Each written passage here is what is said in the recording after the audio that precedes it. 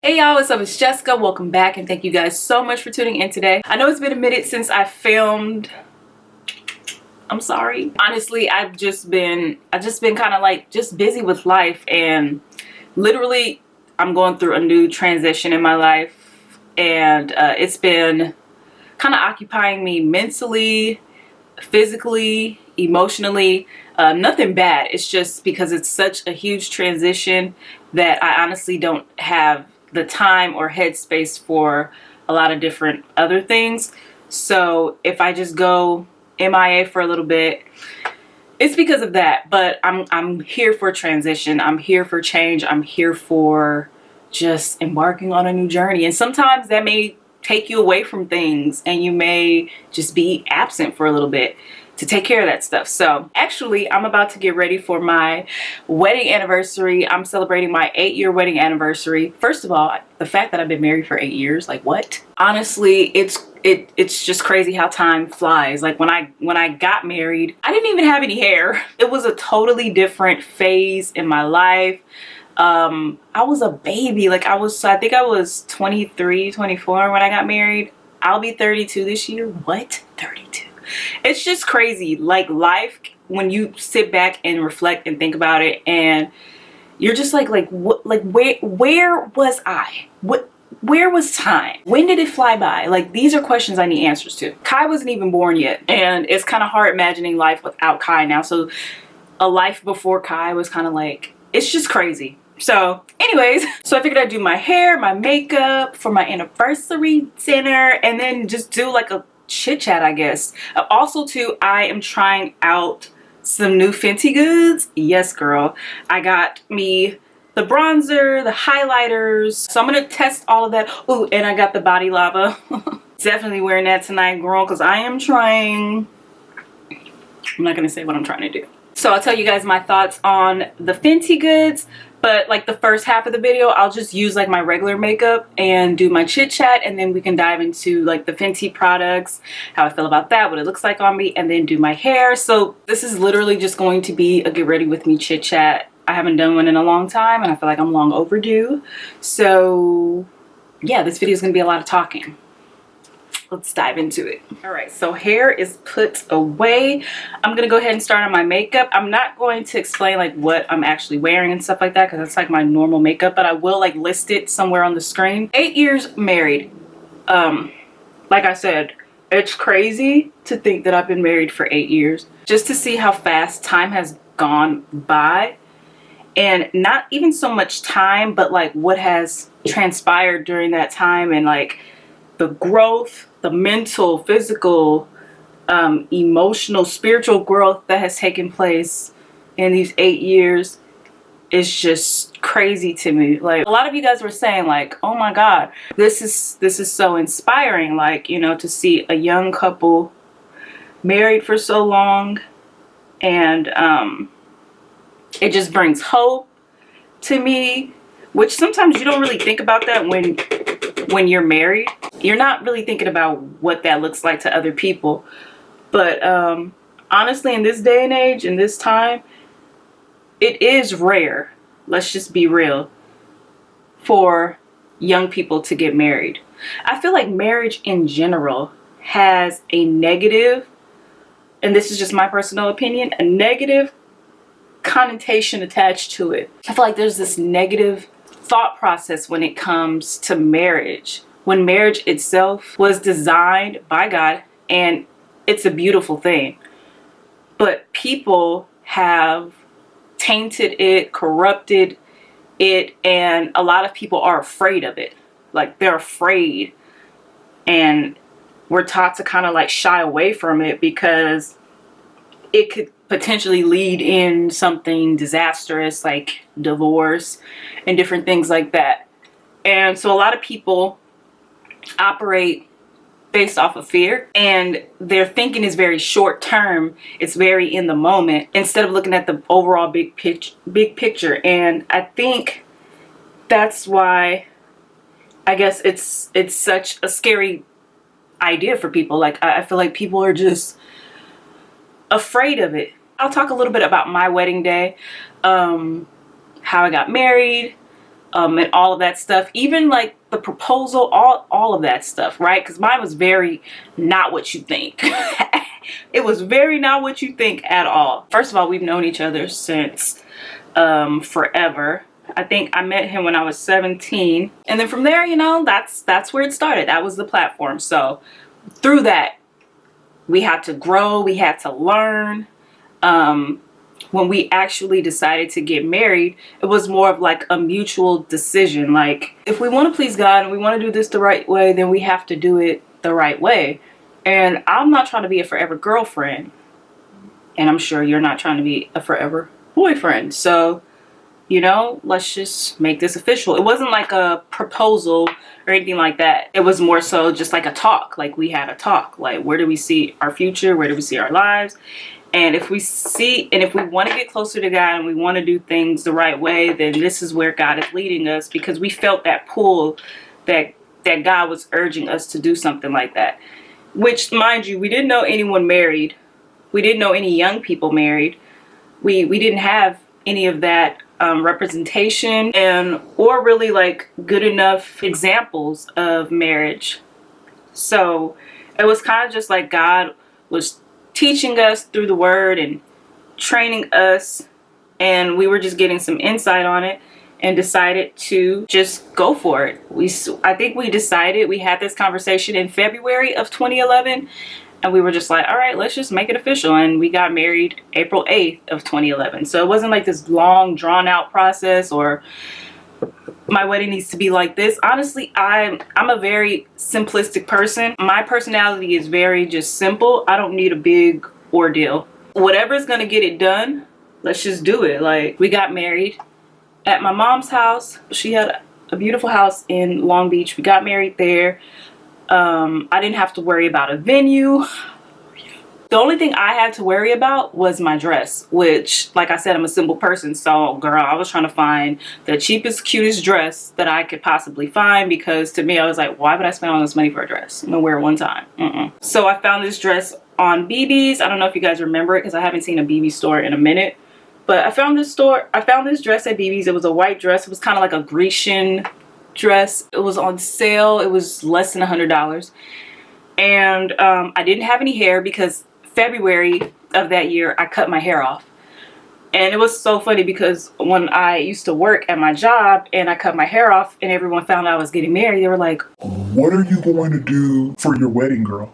Like, what's like your hair, like the lack thereof? What are you going to do? I'm like, I'm going to be this way. I'm kidding. Everybody was like, wow, he must really love you. But I didn't care, because it was like he already knew I didn't have the hair. He already knew that I cut it. So it wasn't like, wow, a shock factor for the wedding. Like, he knew what he was marrying. So I didn't have to worry about my hair. I did my own makeup, which I'm gonna leave it at that. This was before YouTube. This was before YouTube tutorials. This was before I knew anything about makeup. So I probably didn't wear foundation. I don't know. This is when, like, you would literally just spend time on your eyes and forget about the base. Yeah, during that period. So brows, everything, hot mess. But honestly, I wouldn't change it. Like, I wouldn't want to go back, redo it, and be super beat, because what it kind of shows me when I look at that picture, like, we were just excited to just make it official, like, to become one, to really establish our union and move on with our life and start a journey together. So we didn't care about none of that. It was like one of the happiest days of my life. It was the most unstressful wedding you could ever have. A lot of us grew up hearing when we were younger that your 20s and like when you're younger is the time to be more selfish. It's the time to not consider marriage at all. Like, this is your time to experiment.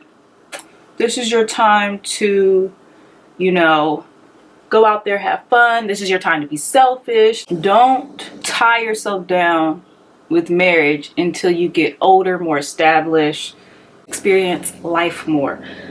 And yeah, that's like the ideology of this generation's society, and a lot of us have grown up hearing that.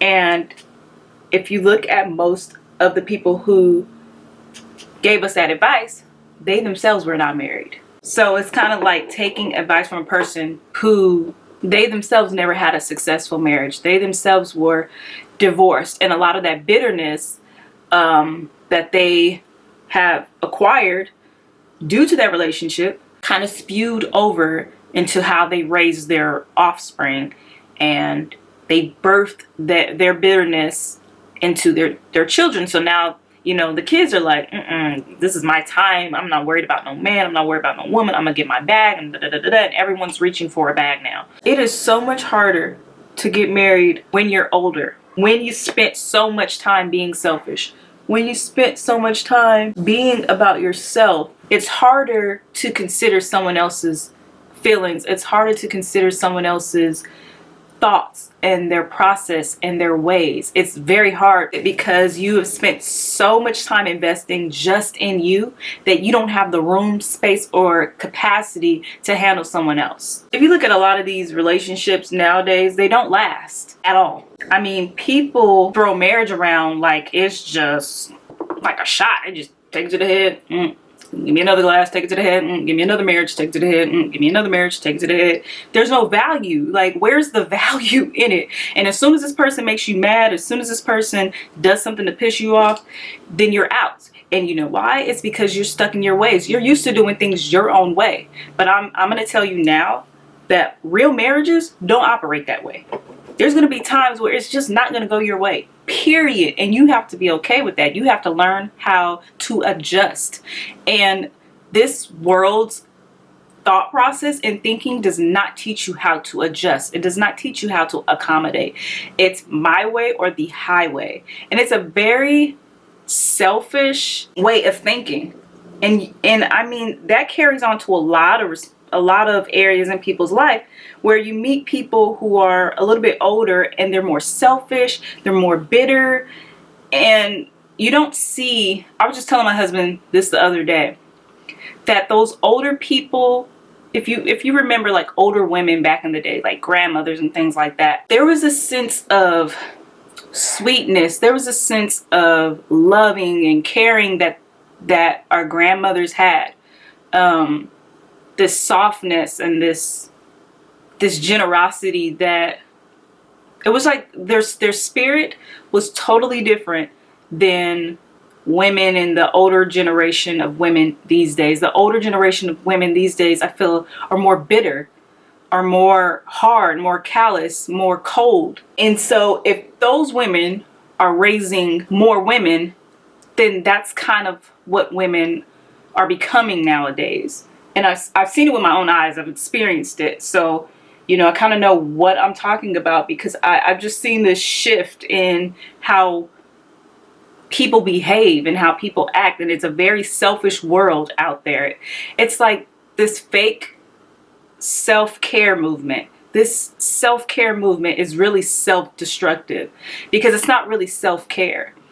It's self-gratifying and it's selfish, but it's not really self-care. When you totally just devalue or dismiss someone else's feelings because it does not go with what you want in life, you're going to be a lonely, bitter person.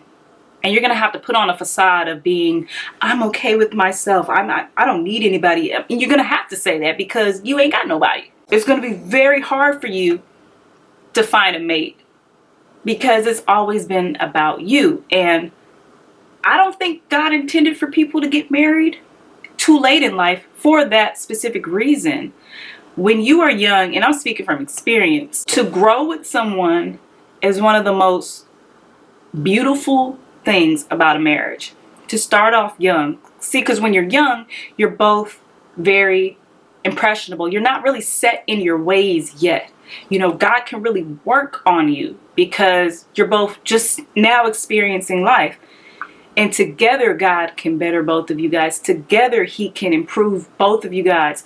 I mean, two different people coming from two different worlds coming together, and God literally changing them, molding them together to become one. And each one makes the other one better. You don't see that a lot nowadays because it's not taught. You know, a lot of us have not seen successful marriages. A lot of us, unfortunately, did not grow up seeing our parents married. Like, I have no recollection of my parents. My parents were married when they had me, but I have no memory of their union at all, because it's hard for me to picture that because I've never seen it. You get what I mean? So I had to learn a lot, and I'm still learning, but within 8 years, I had to learn a lot. I had to learn how to be a wife. I did not see that growing up. So I didn't know what that looked like. I did not know what marriage looked like. Like I did not know what a healthy, thriving marriage looked like. And a lot of us did not grow up that way. We don't know. A lot of us either grew up in single households, or a lot of us grew up in families that, you know, maybe we had step parents or whatever. There was a lot of dysfunction there. You know, we never really saw truly the godly way of doing a marriage. We never saw that. Most of us haven't. You know, most of us, unfortunately, we didn't have it. And a lot of that is because most of our parents weren't taught that. You know, so it's like this dysfunctional cycle after dysfunctional cycle. So it's literally generation and generations and generations of dysfunction. Once you pray for understanding, and you see a lot of patterns happening where, you know, you look at your family and everyone is divorced, or no one is married, or you see a lot of bitterness and a lot of like just a bad way of thinking when it comes to relationships in general, and you've never seen like the healthy way of doing things, or you grew up seeing a pattern of single parenthood and things like that. There comes a time where if you want to stop that pattern, you have to make a decision to just stop it. You have to see the value in doing it a different and better way. And I thank God, because, you know, with understanding and with time, God was just showing both my husband and I, like, there is a right way of doing it. Your life does not have to be that way. You don't have to do it this way. Your children don't have to experience what you experienced. Your child doesn't have to grow up wondering what it feels like to have her mom and her dad in the same household. She doesn't have to go to bed at night wondering, dang, I wonder how it would be if my dad was here, or dang, I wonder how it would be with, you know, with my mom being here. And unfortunately, I've experienced both. I experienced a time without having my dad. I experienced a time without having my mom. And you need both. Like both. I get a little emotional talking about it because it is imperative. Like, it is so important. You're not going to mess up this makeup, girl. And I don't feel like this world emphasizes, and it won't emphasize the importance of it, but you don't hear it taught. You know, not even churches talk about this anymore. It's rare that you find a church that actually teaches the importance of family, teaches the value of it, because most of the time, the decisions that adults make are very selfish. No one considers the child. No one considers, like, how would my child feel if if we were to part ways, or if we did not work this out. Me, you know, not having my mom for a certain period of time, you know, I struggled with the emotional part. Like, I was very, like, I'm an emotional person, but I can be very, like, not hard, but just boom, you know what I'm saying? Not being as vulnerable, because I didn't see that. I had to learn how to be nurturing. I had to learn how to do that. Like, instinctively it's in you, but if you're not seeing it, you didn't grow up with it, it's going to be harder for you to display that stuff. So I had to learn how to do that. Because I grew up with most of my years with my dad, I had a little bit more of the male side dominating the female side.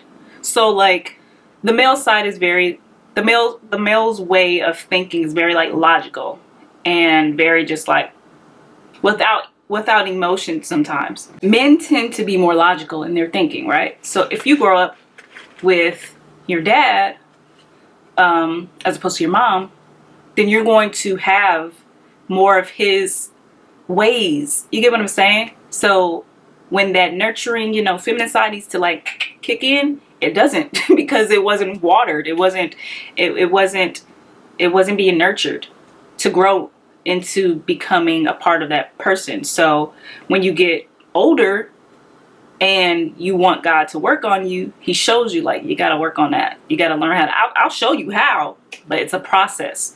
So I had to learn that. I had to learn how to trust my husband. I had to not really so much trust him, because I always trusted him, but I had to learn how to submit to him. I had to learn, I'm still learning how to submit, how to not get in my logic sometimes and just like, and was it hard? Yes.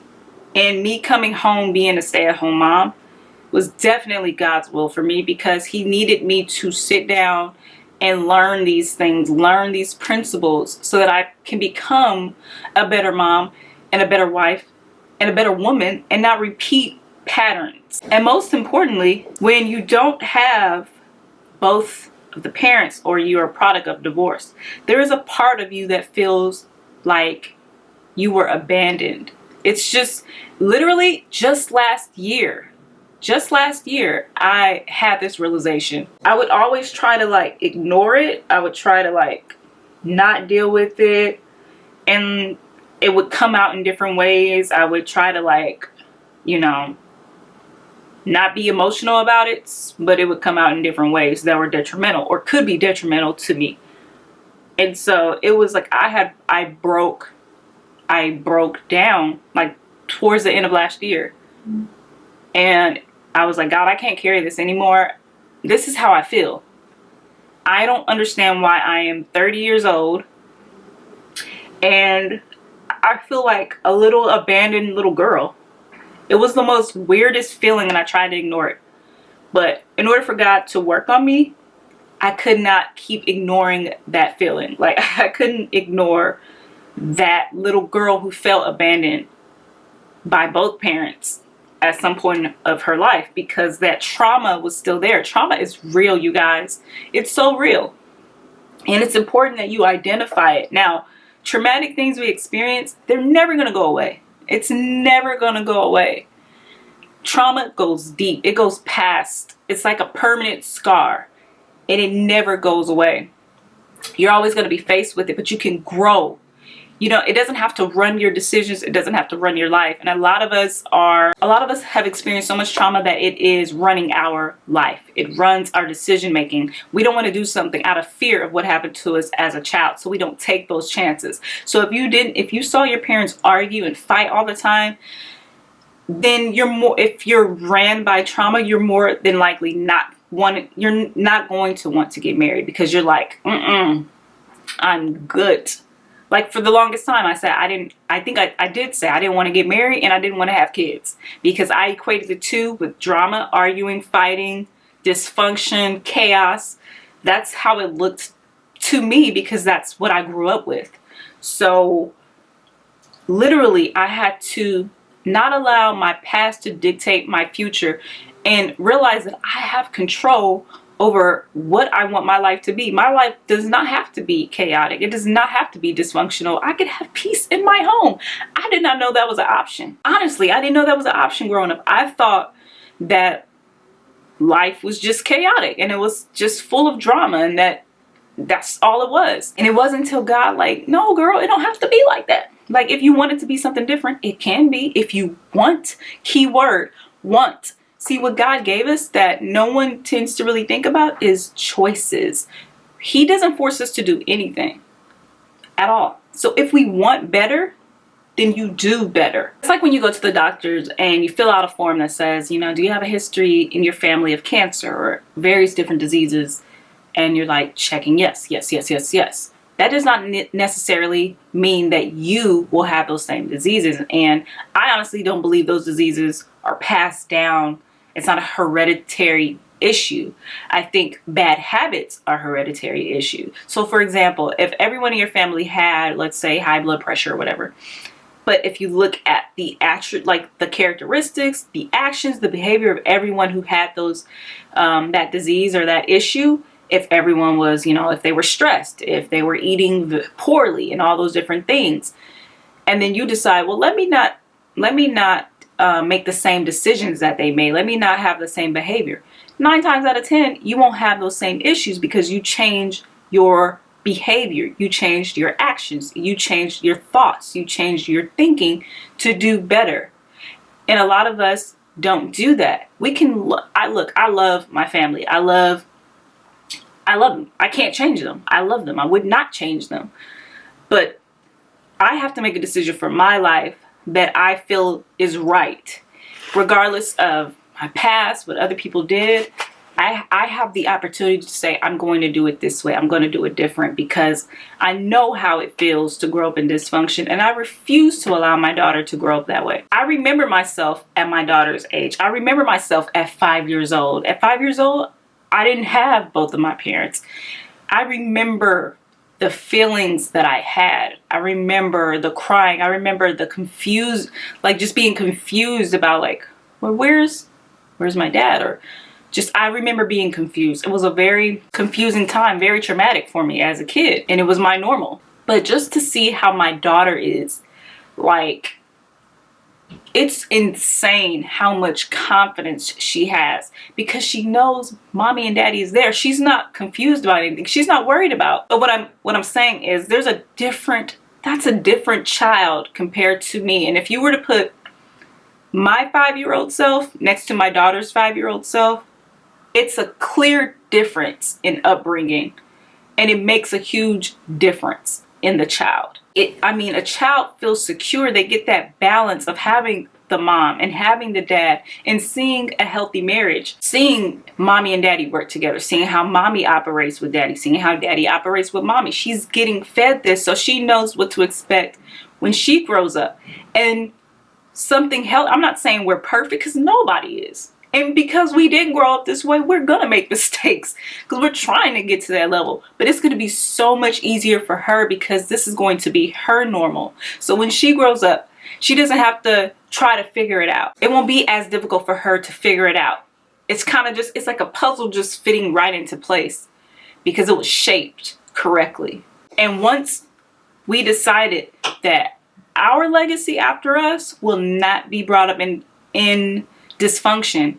And a lot of people have this idea, but what if it does? But what if it does? And it's not a what if it does. It's a choice. Divorce is not the inevitable of marriage. I hate the fact that that is the narrative. Like, but what if? And there is no if.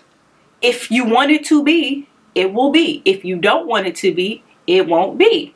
If you choose to work out your issues, you straight. If you choose not to work out your issues, then there it goes. Like, which is why I go so hard when it comes to this, because I understand the importance of it. I understand long-term the effects it has. Because if it has long-term negative effects, if you don't do it the way it's supposed to be done, just think about the long-term positive effects it has on a person when they grow up seeing it the way it should have been done. You get what I mean? And a lot of times people hold grudges against their parents because of the decisions they made. Like, had you not did this, had you not gotten a divorce, or had you not married that person, I'm using this powder by Sephora, by the way. Had you not done that, I wouldn't have did X, Y, and Z.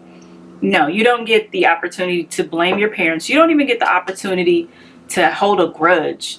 I mean, take the opportunity if you want, sis, but it's going to hurt you more in the long run than it is going to hurt them. But this is your time to have more understanding. And once I started having understanding towards like my parents and why they did what they did and different things like that, I was able to let go of all of that stuff. I was able to let go of it. I was able to move on. I was able to do things better with a more clear conscience, with a better understanding, with a better, behavior, with better thinking, because I wasn't holding a grudge. I wasn't saying, well, had y'all did this, then I wouldn't have did X, Y, and Z. At the end of the day, you make your own decisions. I don't care how you was brought up. You can be brought up the right way and still make bad decisions, because we are all given the ability to choose what we want to do. You can't blame your upbringing on your behavior, because if you know that your upbringing can cause negative behaviors, then you have the opportunity to change that. At one point in time, my past was dictating my behavior. I allowed it to. I allowed my past to make me make terrible decisions and make me behave in ways that were not right. And I had to snap out of that and say no, because if I continue to make this behavior, or if I continue to make these decisions and behave in the way I'm behaving, then I'm not only just going to repeat patterns, it's going to be worse. Like, if I thought how I grew up was bad, like, I'm only going to cause future offspring and children to grow up even worse, and then the cycle continues. And I was like, I snapped out of it literally one day. I was like, I can't do it this way anymore. I need to fix this. I need to change the course, change my ways. I not only change my ways, but I want to learn how to do it the right way. And it's hard. When you make the decision to do things right, don't just think it's going to be like this walk in the park. But I would prefer the process of getting right to be hard than the consequences of doing it wrong to be hard, because consequences, I don't have time. Consequences are no fun, and they affect not just you, they affect everything around you, okay? They affect, I mean, just think about some of the decisions that those before us made. It affected us. You know what I'm saying? We didn't even have the choice. We just grew up in it, and it affected us negatively. So I did not want that for my child at all. My husband didn't want that for our child at all. We both said, we don't want this for our child. Like, we had these discussions. We've sat down and had this talk where we were like, what do we want to see? What do we want our legacy to be? What do we want to change? Because we both are a product of this. We're both products of, you know, not having both of our parents. We both were brought up in dysfunction. Does this have to be our norm? No. So let's change it. That's literally our attitude.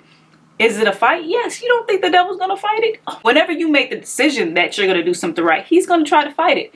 And he fights it in he fights it in ways that, you know, through words, through people around you, people saying like, well, why are you doing it this way? Well, why are you, you know, why are you a stay-at-home mom? You don't want to work. You don't want to do it like this. Well, why did you get married so young? I mean, y'all didn't even experience life. You know, you've been with the same person for that long. Like, I couldn't do that. Like, you don't get bored. Just all these different, you know, things. And your marriage has to be built on something godly in order for it to last. I'm just saying. Both of y'all got to be on the same page, and both of y'all have to be in the position to where y'all block out outside noise that does not correlate or does not value your beliefs, that does not value how y'all are doing things. Because at the end of the day, if y'all ain't paying no bills in here, what you think, feel, or say does not matter. And it has to get to that point where people see that you guys have a strong unit. One thing about me and my husband that we don't have, and thank God of that, because we're both very I don't allow people's opinions to dictate my home, period. One thing I value about my home is the peace in my home. I don't do drama. I don't do opinions. I don't do any of that. And so people think twice before you may say something behind the scenes. You may say something in your house, but when it comes to me in my house, you're not gonna just come in here and start da-da-da-da-da-da.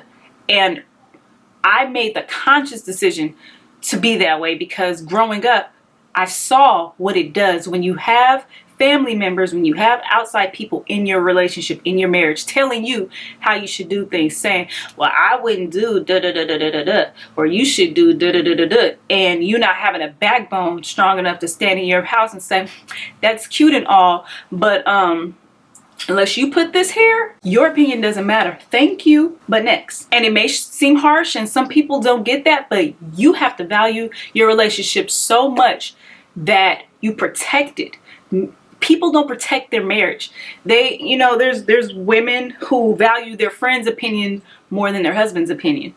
Like, where they do that at? I feel like God is raising people up to show others that his way still works. And if you do it his way, it never changed. It still works. And people need to see other people doing it that way. They need to see that. People need to be encouraged. People need to know that it's possible. Now to this Fenty Beauty, because I've talked a lot. I'm gonna go into this Fenty Beauty bronzer. I was so excited when Rihanna came out with this, because I was like, the next step gotta be some bronzers. That's literally what I was thinking the last launch they had. Like, it has to be some bronzers, sis. Like, I'm just waiting for some bronzers to, you know, just drop, and she came through. So I have this one in Mocha Mami, and it's the deepest shade. There are 8 shades within this bronzer collection. Mocha Mami happens to be the deepest shade. See that color payoff?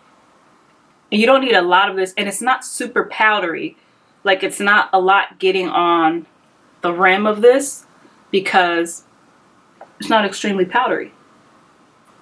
And I love this color.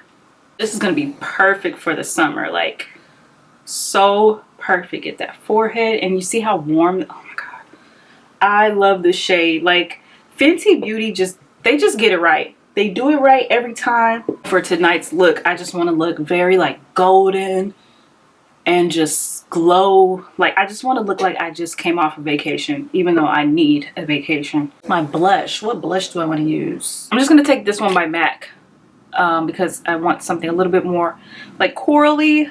So I'm going to take this one by MAC. It's in the shade Cheeky Bits. It's their extra dimension blush. All right, so now it's time to highlight, and I'm going to go in with this new Fenty highlighter. So Fenty came out with new highlighters, and so there's two shades. This one right here is Mo Honey, and then this one is Afternoon Snack. It's not too much. I really like these highlighters. These are really pretty. So now let's move on to our eyes, and I want to do a simple eye look. Like, I don't want it to be doing the most, especially because I know I'm going somewhere and I don't want to mess up. So I'm just going to do a shimmery bronzy eye. How about that?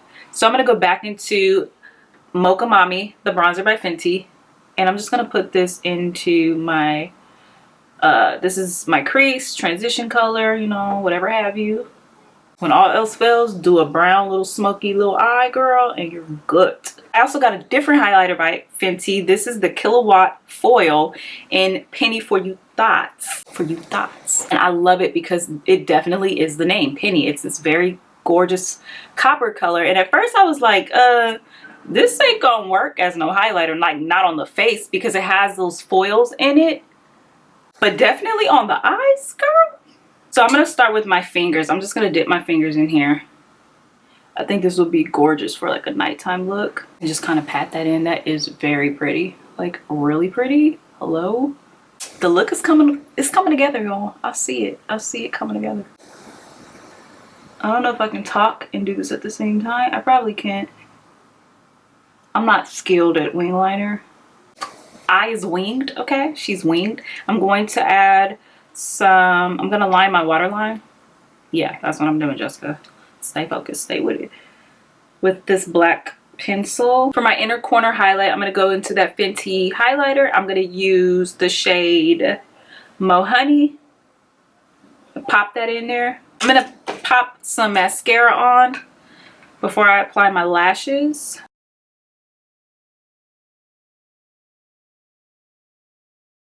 I'm gonna move on to my lips. I'm gonna line my lips with this ColourPop pencil in the shade CTRL. I'm gonna go in with this NYX Lingerie lippy in the shade Exotic because that's how I'm trying to look tonight, real exotic. I think I want a little bit of shimmer with my look, so I'm gonna go in with this jouer lippy.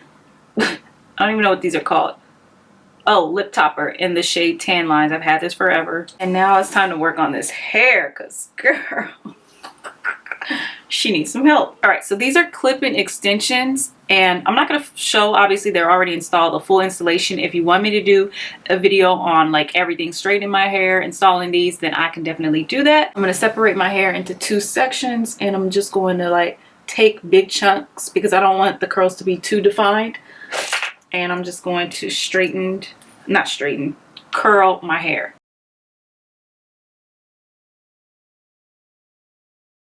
Kind of like go through those curls and separate them for more volume so it doesn't look so curly. All right, so lastly, I'm going to apply this new Fenty Body Lava in the shade Trophy Wife. I had to pick this up because I'm trying to glow tonight, girl.